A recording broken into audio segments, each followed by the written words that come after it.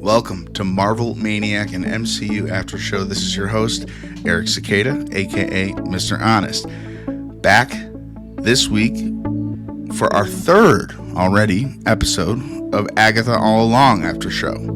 I don't know why I felt the need to put after show at the end of that sentence. We all know this is an after show. It's not a pre-show. Do you want a pre-show? Please don't. MarvelManiacPod@gmail.com. You can let me know, but I'm not going to do that. Maybe we'll do it. Okay, this has been a fun night because I just got to kick back. I just got to kick back and watch a brand new episode of a thriving Marvel series. Yeah, I said it. Thriving. I think this show's great. I think it's fun.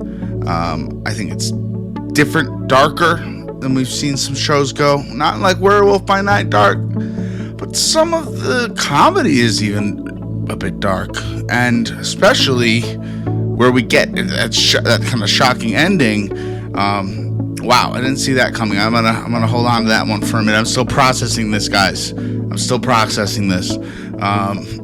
So tonight's episode, Agatha All Along, episode 3, the title "Through Many Miles of Tricks and Trials." This is what the enchantment song said, kind of just introducing us to the road. The summary of the episode is: the coven faces a trial on the witch's road. Today we will cover the key moments, character dynamics, and some lingering mysteries. I took pretty detailed notes for this episode, a little bit more detailed, and then I wanted to dial it back. So I just don't want to miss things like last week. There was an integral scene, and it was with Aubrey Plaza's character, Rio Vidal, and we don't really know her as that name yet. However, it was Agatha and her fighting. I mean, she blasted her door open, and they have some sort of secret rule that they can't kill each other. And I wonder what that's all about. And I was really curious and wondering if that was going to even be followed up on in this episode, and it wasn't. So yeah, picking right up from last week, the coven embarks on their first trial on the Witch's Road. At the beginning of the episode, we learn the importance of staying on the trail. Oh, poor Mrs. Hart. I'm sorry, Sharon. I'm sorry. Poor Sharon. Poor Sharon. She already has it bad from the beginning of the episode. She looked like she was going in the Witch's Road tunnel in the last episode, Sharon, like willingly, and she may have just felt pressure to do so. But by the time we catch up with them in this episode and they're actually on the road with no way back, Sharon is like, this is technically kidnapping. I need to get out of here. So that doesn't happen for her, and I don't know why I'm laughing, because she's such a great actress. Deborah Jo Rupp. I totally knew it, and I doubted myself. I had to Google it. Like, obviously, Sharon's not supposed to be there. And, like, that is a level... Like, this is, like, one of the first kind of, like, evil things we watch Agatha rationalize. And we also learned something later in the episode that some pretty big, like, name drops. Like a villain name drop. I think this is maybe the show that brings in Mephisto. Literal Mephisto name drop. I mean, come on. That is something that fans have been waiting for a long time. And in a Disney Plus show, it's almost like Marvel's trying to say to the small crowd who's doubting them, like, hey, believe in us like you once did, and we'll make your movie dreams come true. And I believe in Marvel coming back to full form. And I don't want to say it, but I will. It didn't fully really lose its form. It took on more than it could handle at once. And you know what? That machine has been growing, and they take in the feedback, and they make the movies better and better. Don't you think we're not going to talk about that Thunderbolts trailer? This Friday's episode. Stay tuned for either Thunderbolts trailer or Age of Ultron. If you have a burning desire to hear either one of those, you better email marvelmaniacpod@gmail.com, and we'll take your what you want to hear into consideration. If it's just one of you, we're gonna do what you said, but you have until tomorrow. And I'm posting this tonight, so yeah, that's cool. This is cool. We're on a roll here. So after saving, I'm going to keep calling her Mrs. Hart too, and it feels disrespectful, but I'm going with my heart. We knew her as Mrs. Hart. So we know not to go off the trail because we will get sucked into nasty mud pits. That poor woman. That poor woman. And, okay, so they keep walking down the road, and then all of a sudden there's this big, beautiful house on the horizon. And it's almost like, it is like kind of like, whoa, big difference in contrast from the road that they're on to like this like portion of it. And it looks like heaven on earth, like honestly. They walk into the area, and the forest to beach seamlessly transitions, a little bit eerie. So the witches are both impressed and cautious, hinting at looming dangers going into this house. Let's talk about the coven that we assembled last week with Agatha. Let's talk about them a tiny bit. And right before we do, I got to say, what a great cast! Just all the actresses, they have such a good chemistry. I totally am buying into this Witches Road thing because of this cast. So we have Lilia doing divination. This is the order we met them last week. Jen with potions, and Alice Wu Gulliver with protection. These are all the types of witches they are. And Sharon / Mrs. Hart is sitting in place of a green witch who it's not super hinted to, but I think it's pretty much definitely supposed to be Aubrey Plaza's character of Rio Vidal. But Jen isn't really on good terms with her, as we've seen in the last few episodes. So Agatha continues to call Sharon Mrs. Hart through the episode, which annoys her, and it's kind of funny, but it's just sinister even in retrospect. It's a little bit like her killing the cat. It's like, oh, this person is so charismatic, and oh, she's so funny, and oh, she's evil. She's more or less an anti-hero in this show, being framed as, but I don't know. That was pretty reckless what she just did to Mrs. Hart and Sharon, both of them together. They're the same person, and she would prefer Sharon. I'm gonna let the Mrs. Hart / Sharon joke die. And if I say Mrs. Hart again, I'm sorry. I'm gonna move on. I'm not even gonna think twice about it. The witches banter definitely brings a lot of levity. So yeah, as they're walking up to this house on sandy shores, it seems all of them get a new look. Their wardrobe is updated. Is it another fellow witch or wizard making all this happen in the background?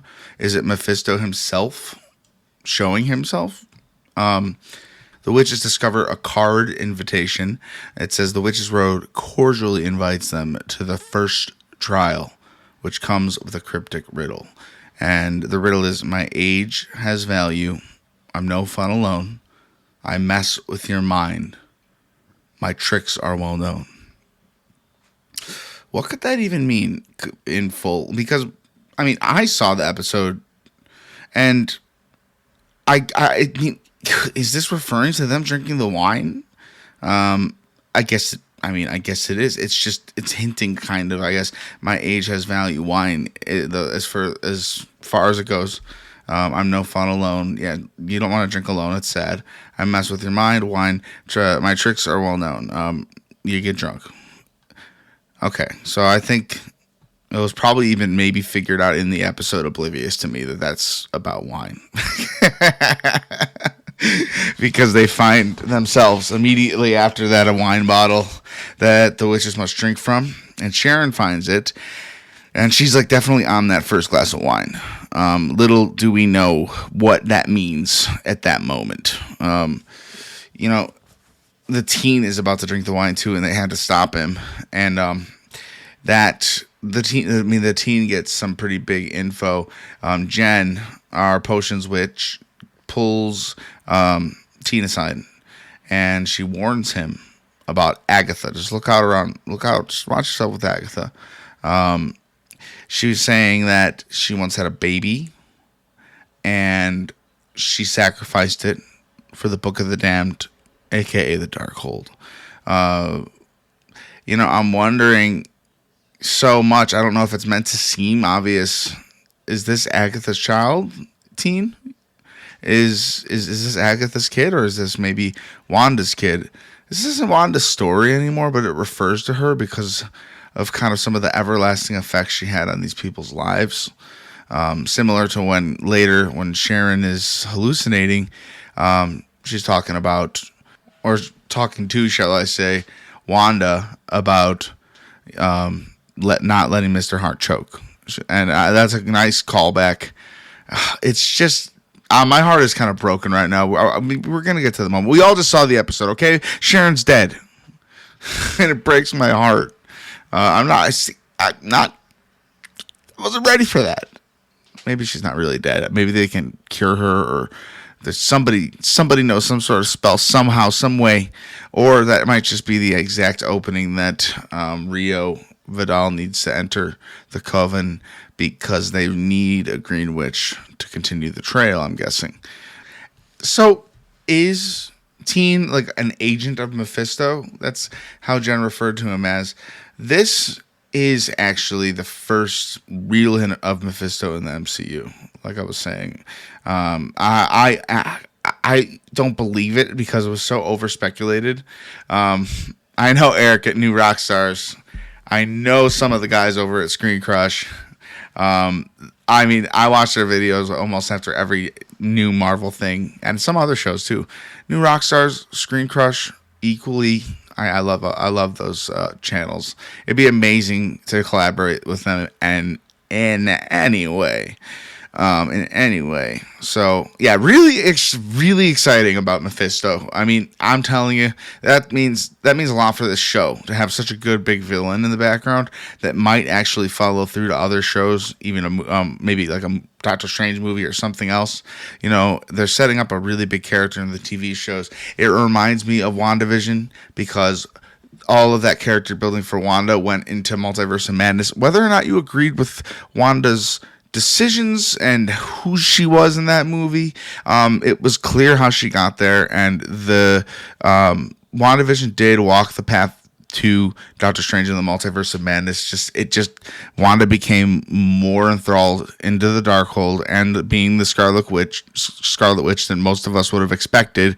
And I think that's really awesome. If we can actually start to accept what happened there, and we see the shows and the difference between the character and how she grew in that time between the show and that movie, it's kind of cool. I like that character progression. That's an honest take right there. I don't know if I'm going to keep that it's an honest take thing. Felt genuine there. I doubt I'm going to keep saying it. That's my honest take on that. So I don't know how quick anyone noticed in terms of the characters about the timer starting right when the wine was open and poured. Agatha tries to trick everyone and dump her wine in a plant, but a few minutes later it refills itself. So that wine has to be drinking. The transformation of the wine drinkers and the order in which they drank, let's just talk about the order. Sharon was first, then the three witches, Lilia, Jennifer, and Alice, and then Agatha takes it finally because she has to do it. So the first person to blow up like a blimp, I'm sorry for the stray reference here, but have any of you seen the movie Hitch? With Will Smith? This reminded me of that a little bit. Like when he took he ate something he was allergic to, his face blew up. Except Sharon's face blows up big. And everyone starts doing that. It's a slow realization. And the poison, it's good that our Potion Master Jen, who I think is honestly the MVP this week, giving us info about Agatha that we didn't know, while also being the potion master and creating a cure that all of them needed to get out of there alive. And once the cure was created and everyone drank, the secret passage in the oven opened. There's this moment where Agatha is calm in the chaos and she gives Jen a pep talk because she was panicking because the potion wasn't turned in the right color. It turned into green and it was supposed to be blue. So this is a nice moment that shows Agatha's pretty steady under pressure. However, before the scene with the potion, there is a hallucination string happening. Like I said, Sharon is hallucinating about Wanda, and Mr. Hart, probably not his real name, probably Mr. Davis, was choking, and she needed him to be saved. It's, you know what it kind of reminds me of, and we are covering this movie soon, if not this Friday, next Friday. Age of Ultron, the part where Scarlet Witch, ironically, is the first time we like see some of her like mind power, and she puts all the Avengers into these hallucinations while they're fighting Ultron, and everyone's down because of it. It's so powerful for Wanda like to be able to do that so early, and to see her take our Avengers, especially when she says, "I want the big one," and she, does that to Hulk, and Hulk goes on like maybe one of his most memorable scenes of wreckage and pillaging and terror that I've ever seen the Hulk do. We're going off our witch's road path. We can't get off the path. I'm falling off the path. You guys got to remind me. So once that's happening, everyone gets through their hallucination, except for Agatha. That hasn't happened. The coven needs a potion made from their own hair mixed with blood from an unpoisoned person. So Agatha gets Teen's blood to do that. And this is a moment confirming that what Jen told Teen about Agatha, about giving up her baby. That's what Agatha hallucinated about. She heard a baby crying. She walked to the crib and she opened a blanket, and it was the Darkhold. The Darkhold, I don't know if it's fully explained how well or how much Agatha used it, because I don't think I remember her hands being black, fingers being black at the end. It's something maybe she just had held on to for a while. Maybe she knew it wasn't in her realm of power. I hope it's something that we'll like learn about a little bit more in this episode, like in this series. So after Agatha has her hallucination, it wasn't that long, but it was very revealing to us as an audience. She's done some mean things, and we may see Mephisto, or that kid that maybe the show wants us to think is hers or Wanda's. Maybe he is actually Teen Mephisto. What if he's just Mephisto in disguise? One of my theories. I don't have many. That's actually probably my only one. So if I'm right about that, we'll do a little golf clap. We'll call it. Maybe I'll post a "I told you so" on all of your Facebook walls. Nobody is reading those anymore, right? Okay, back to the show. We are near the end here, and it's only 17 minutes in. I want these episodes to be quick and consumable. Like, you want an after show, but you don't want to sit here for 60 minutes hearing me talk about why Hawkeye chose that arrow. Like, I want it to be quick and concise. So I don't know. If you have any feedback, I'd love to hear it. MarvelManiacPod@gmail.com. Do you like when we take a little more time with the longer episodes? I think movies are inevitably going to be longer, at least an hour. Like sometimes like big movies. I'm thinking like Thor Ragnarok right now, which I'm going to try to do for episode 99. That's going to take like a good 40 minutes to an hour to like just break down and talk about, because it's like the biggest and greatest Thor movie, one of the greatest superhero movies ever made. So I'm falling off topic again. This is the moment where they finally get the cure, and everyone takes it. And at the last moment, they realized Sharon / Mrs. Hart didn't take the potion, and they have to run it to her on the couch where she's already passed out. And I don't know if it worked to where she got up to ran, or they just carried her. I have to go back and check that moment. But it wasn't looking good for her then. They all go down the slide, and there's kind of like a relief feeling we're all getting, because they made it. The first trial is done, and they completed it, and they're all alive, and they're all there. And so someone says Sharon's dead, and it shows Sharon, and shockingly, she looks very dead, and it's very sad, because I really like her. I love Sharon / Mrs. Hart. She's a great actress, and I think this ending was shocking enough, but it wasn't, because Agatha is like, "Who's Sharon? Who is Sharon?" She still don't remember. It's not Mrs. Hart, it's Sharon. It's cruelty. And Agatha has a dark side, and that twisted humor and the monsters in her closet, skeletons, are yet to be unveiled. We're going to learn a little bit more about this character going forward. There's 9 episodes. We're only 3 in. So there's a lot that can be done over these next 6 episodes. And boy, golly gee, am I excited to talk about it. So this trial, let's just recap. This trial was intense. There was one moment where the whole place became underwater. That was actually a really scary part because moments earlier, Agatha was trying to break through the glass, and then the water was starting to break through that break that she made. And yeah, that timer went right down to 0, and that place started flooding. It was scary. It's scary. Ooh, I don't want to drown, man. That was really well portrayed. I love the kind of mystery into them going into the oven, and it's reminds me of a magical escape room. What's going on here? So yeah, they did the trial, and we kind of got to see the witches just in their own element, and a lot more chemistry being built. All the witches had these very detailed hallucinations. If you want me to go over those and talk about them next week, send me an email, marvelmaniacpod@gmail.com. I don't get many of your emails. I get lost in Trent. They just get lost. I know there's supposed to be hundreds. But don't be shy. And if it's something you don't want said on the show, or you don't want to be credited or your name out there, you don't have to do that. You're always welcome to email your thoughts, and please rate the show while I'm here, in this moment. I could tell you, give the show a positive rating. It goes a long way for me. And if you don't like it, just don't do it in negative ratings. We're so early, and we're growing, and I'm learning every episode. Trying to learn from every episode. I feel like I sound a little smug, but please don't confuse that with me being a little bit tired. It's new for me to I'm an early sleeper. I wake up pretty early now.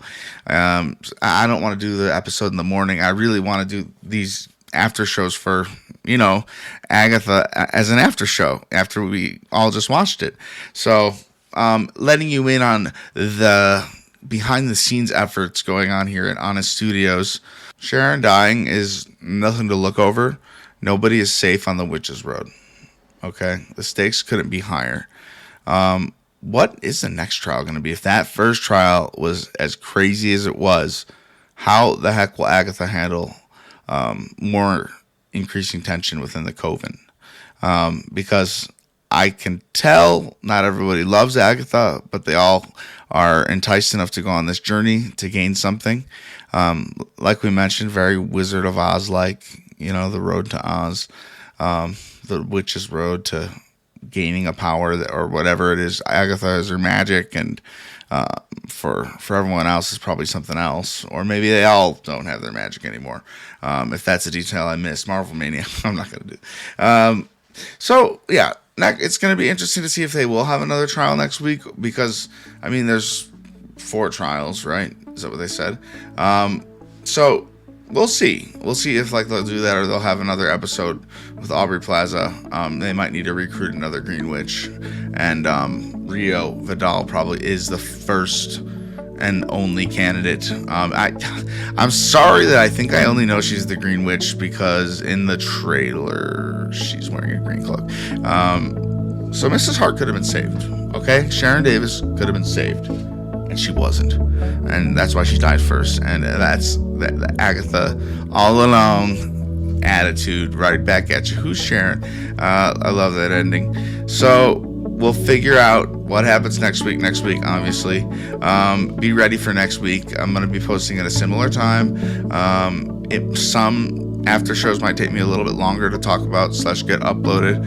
I'd really like to hear your thoughts. This is one of my shortest episodes. But I do want it, I'm being honest, just telling you guys, I wanted to make some bite-sized after shows, so you don't feel like there's so much to listen to on something you just watched. And I know a lot of my podcast is kind of me telling you what I want to do with my podcast, and that's just the way I work right now.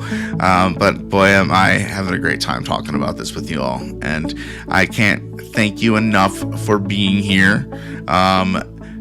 don't you dare forget we have another episode coming out Friday, and I'm still figuring out and coordinating with my team, aka TJ and Dustin, on if we can all get together and talk about Age of Ultron. And it might just be TJ, it might just be Dustin, it might not even be that. We might wait a week, and I'll talk a little bit more on Friday about the trailer for the Thunderbolts. That's worth a big discussion, and we can go through that and talk about that. I'm gonna be honest, if I don't, I kind of want to do that no matter what. So be ready for either of those episodes. This has been Marvel Maniac and MCU After Show. I'm your host, Eric Cicada, aka Mr. Honest. I'm Mr. Honest on Twitter. You can follow Marvel Maniac Pod on all the socials. We haven't posted recently, TBH, but we're getting there. I say that every episode. It's time to start making some posts. But yeah, you're welcome to even send me your input on those platforms as well. Again, thank you for your time going down the Witch's Road together. It's been my honor as your host. And until next time, Avengers, disassemble.